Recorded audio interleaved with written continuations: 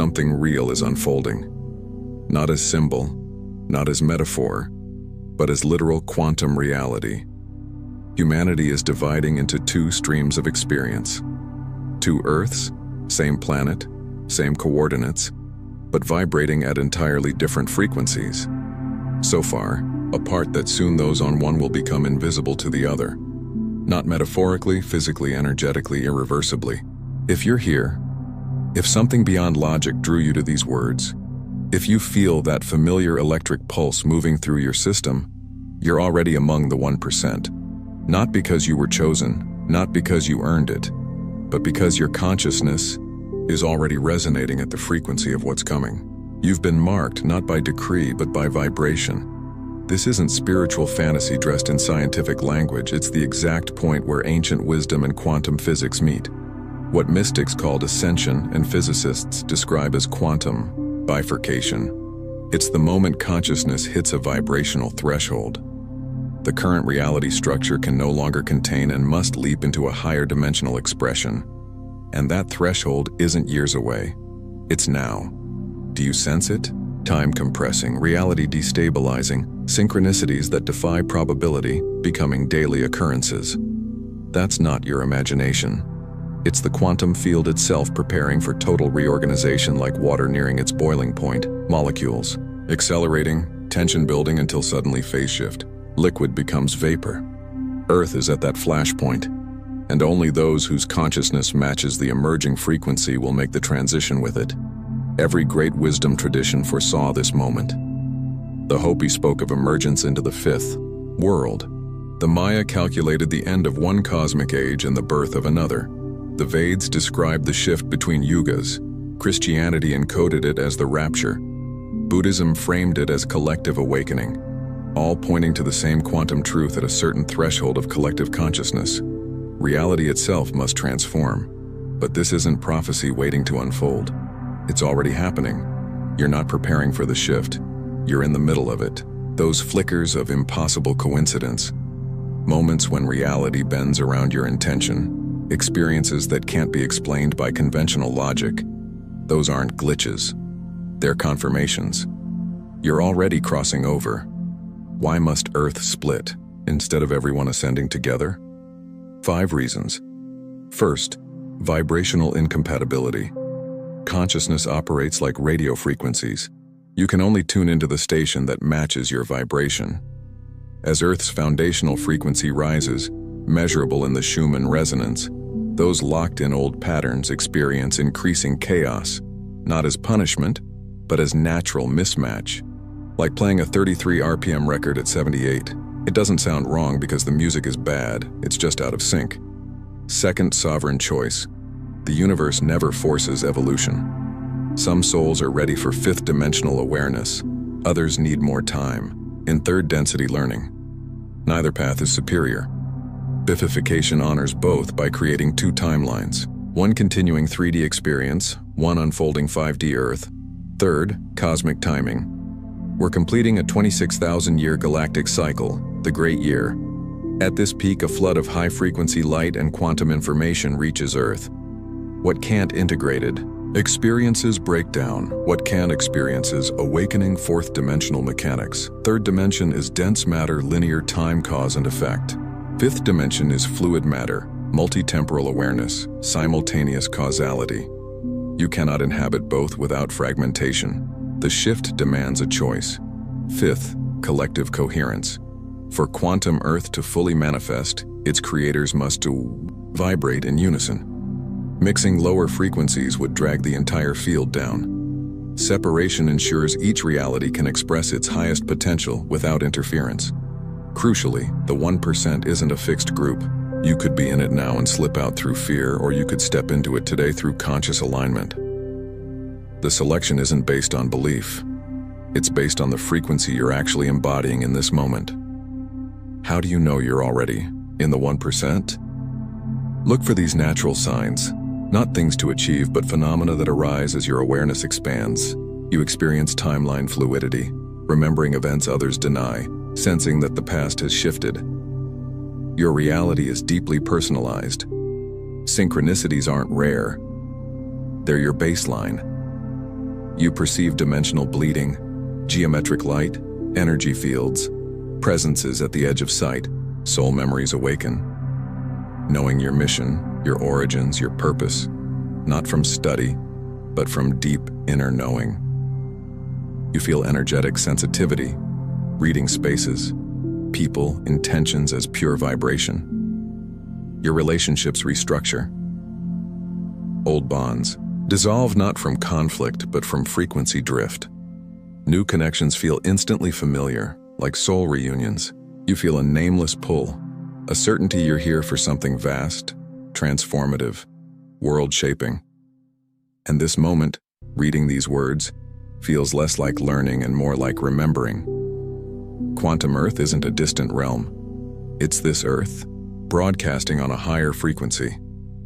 Think of it like television. Same screen, same hardware. But if you're tuned to channel 3, you'll never see what's on channel 5, even though both exist simultaneously. Most of humanity remains on 3D Earth. You're tuning into 5D, and when the split completes, the channels will no longer interfere. Each will operate as its own sovereign reality. I know because I lived it. My shift wasn't gradual, it was instantaneous. One day, third density physics governed my life. The next thoughts manifested with shocking speed. Time became fluid. Synchronicity wasn't magical, it was how reality worked. At first I feared I'd lost my mind. Then I realized I hadn't broken reality. I'd simply upgraded my receiver. Afterward, I could perceive both Earths clearly, one contracting fearful amplifying chaos, the other expanding luminous responding to consciousness. Same global events, opposite interpretations, not opinion, frequency.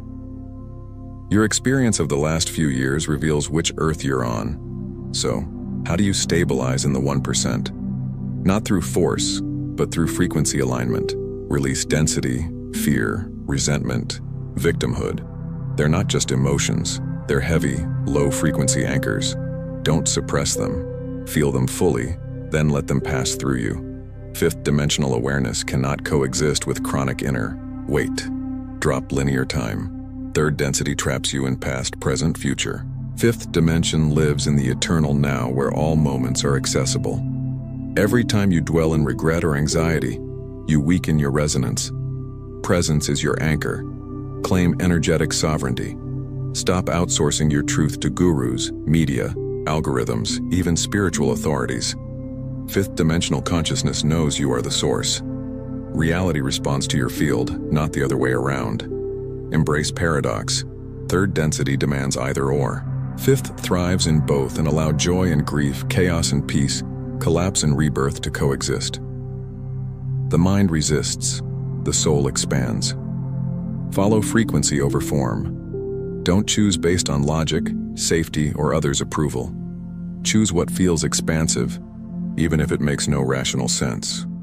Your body knows the path before your mind catches up. Dissolve separation. See the one behind the many. Every time you judge other, you reinforce illusion. Every time you recognize yourself in another, you activate unity. Discernment remains, but separation fades. Surrender the need to know. Third density craves answers. Fifth rests in mystery. If you wait to understand before you trust, you'll miss the shift. The deepest truths exceed mental comprehension. This isn't about perfection, it's about predominance. The 1% aren't flawless. They simply choose resonance more often than resistance. When you do, you enter the liminal space, the in-between. Reality glitches. Time stutters. People you've known for years suddenly feel foreign. You may question your sanity. But this isn't breakdown, it's breakthrough. You're bridging worlds. This space feels like the death of your old self. And it is. But what's dying isn't you. It's the ego costume you wore to survive in third density.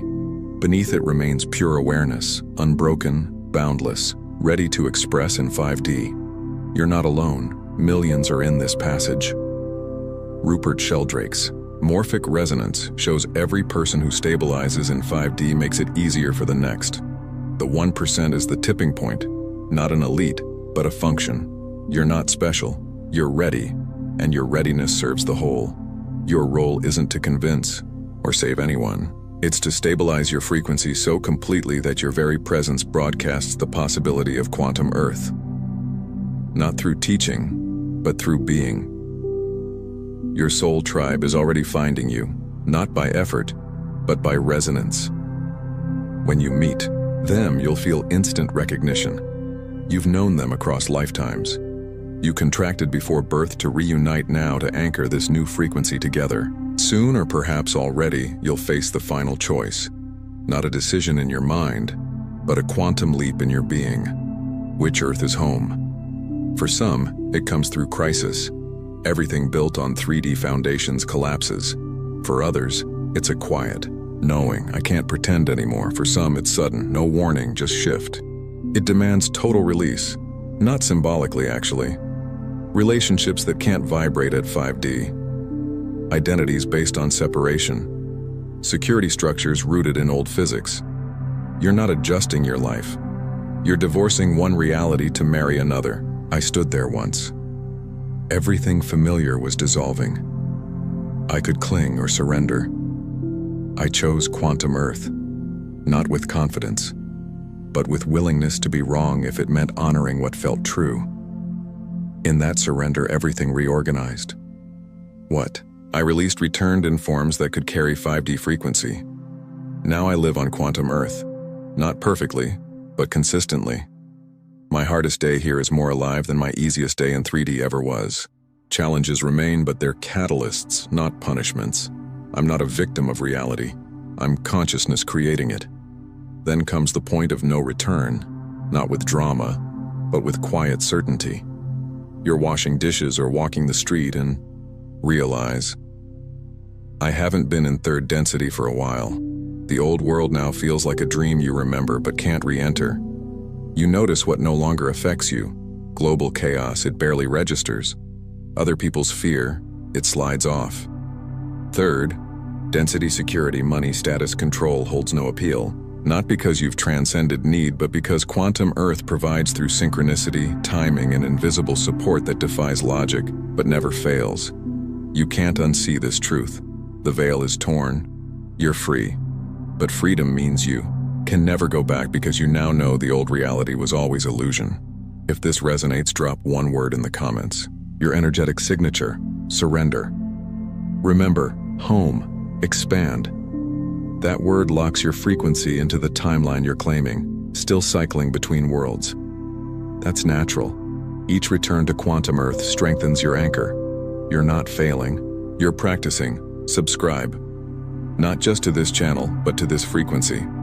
Every time you engage, your baseline rises.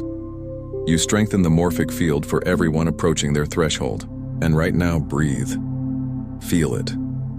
The air is different. The room looks the same, but it's not the same reality. You've shifted. The selection is complete. Not by judgment, but by resonance. You're locked in. You're on quantum Earth. You're in the 1%. You're home. Not to a place, but to the frequency you've always been. This isn't coming. It's here. You're not becoming aware. You're remembering. And what's next? Mastering this frequency. So reality bends not just around you, but through you. You're ready.